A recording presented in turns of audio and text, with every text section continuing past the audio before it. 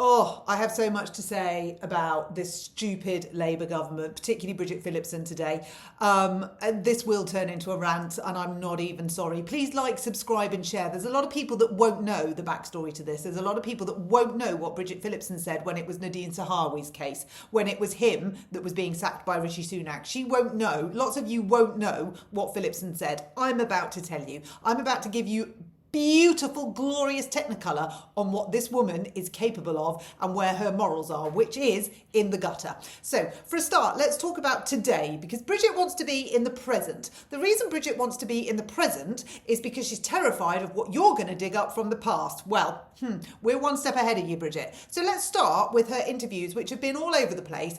I caught her on Sky News. I also caught her on Amal Rajan on the Today programme on Radio 4. She's trotting out exactly the same line. She is saying, I won't dwell too much on the past because I don't think your viewers will be particularly interested in my opinions on that. They're probably more interested in the here and now. So that is when she's questioned about her stance on historic events that happened in the Conservative Party and her response. She's saying to the interviewer, she doesn't think viewers, us, the audience, will be interested. It is not her place to say it. She is asserting her own judgment and her own agenda on us. So that's the first thing. When you think that Bridget Phillipson has you at the centre of her core, she does not. She has Bridget Phillipson at the centre of her core, because it is nothing to do with Bridget Phillipson what she thinks we want to hear. It is down to the interviewer, and it is down to them to ask the questions, and it is her job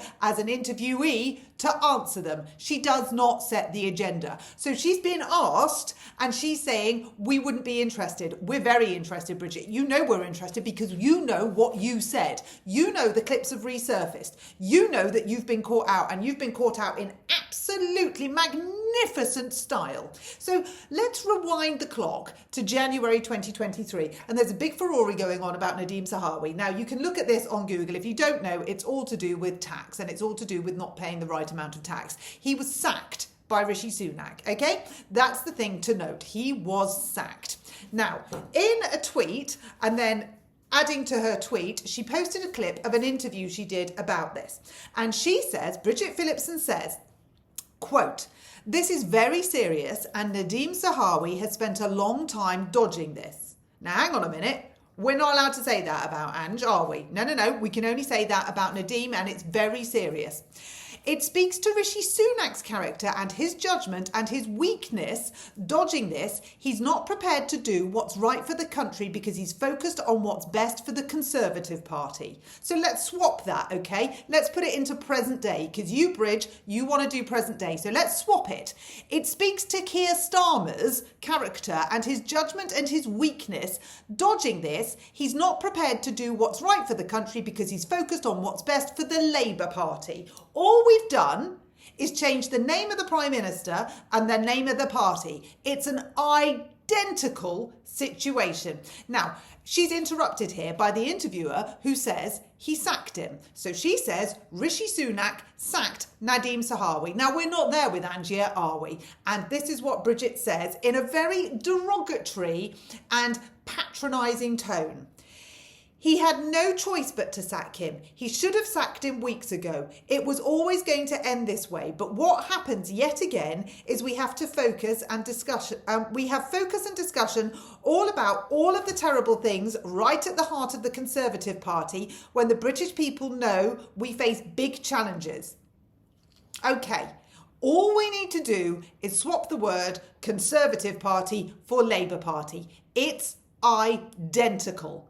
Absolutely identical. She then goes on to say, it will take a Labour government to get our country back on a better path, and I think we've got a brilliant future ahead of us. But if we've got a country where it's all about the interest of the Conservative Party, we're not going to see change that the people of this country need. Swap the name Conservative Party for Labour Party. We're just over a year in to this brilliant future, and the Labour Party is riddled with scandals, with lies, with deceit. Their own Prime Minister can't tell the truth for 24 hours. And yet Bridget Phillipson is defending her party and throwing the exact stones at the Conservative Party that the Conservatives are now throwing back at her. I mean, it is like a game of tennis. And it's game, set and match to the Conservatives at this point, because you don't dish it out if you can't take it. These cases are identical. And the bit that we haven't even got to yet is Angela Rayner's own personal side on this, involving her disabled child. Now, I have so much to say about that it will be another video. So tune into the next one, because it's coming directly after this. It's probably not what you think I'm going to say, but it shows me everything I need to know about Bridget Phillipson, Angela Rayner and Keir Starmer and the Labour Party as a whole. They are absolute lying, barefaced hypocrites. And if the public now can't see this, all we need to do, I've written it down, all you need to do is change the words from Bridget Phillipson's own speech, change the political party and change the Prime Minister. And what have we got? Yet more politicians who cannot behave, who do not behave. Don't give me this working class bullshit. I couldn't give a rat's ass where you came from, whether you were born with a silver spoon in your mouth or whether you were born on a coal mine. The long and the short of it is, as I've said, class is how you conduct yourself. The Tories couldn't do it, the Labour Party can't do it, and I don't know whether Reform's much better either. But it's not about where you were born. And the sooner we get over that, this stupid commentary that it's all because Angela Rayner's a woman and she's working class, bollocks! It's got nothing to do with her being a woman, and she's not working class, she's minted. If you want to throw those stones, understand what they actually mean. Angela Rayner may well have come from working class. The Labour Party has been trying to come from working class backgrounds for 125 years. Kirsty Allsop tweeted that this morning. And she rightly said, if they can't do it after 125 years and have a deputy prime minister, then they've massively failed. Why are we still championing this? It is nothing to do with where Angela Rayner came from. It's got everything to do with the fact that whether she did knowingly or she didn't knowingly, she dodged tax. She dodged the very taxes that she's bringing in for you and me to pay. That's what this is about. Now, when Bridget said back in 2023, he had no choice but to sack him. He should have sacked him weeks ago. Well, I tell you what, Bridge, you need to be showing that to Keir Starmer, because that's exactly what needs to happen. Because whether Angela Rayner needs to fall on her sword or not, it's up to her whether she resigns or he gets rid of her. But until you lot, all of you, all of the politicians work out that the British people have had enough of being taken for a ride and being taken for mugs, then you are all going to face the same exit strategy. If this was a normal business, you would be sacked and you wouldn't be getting a reference.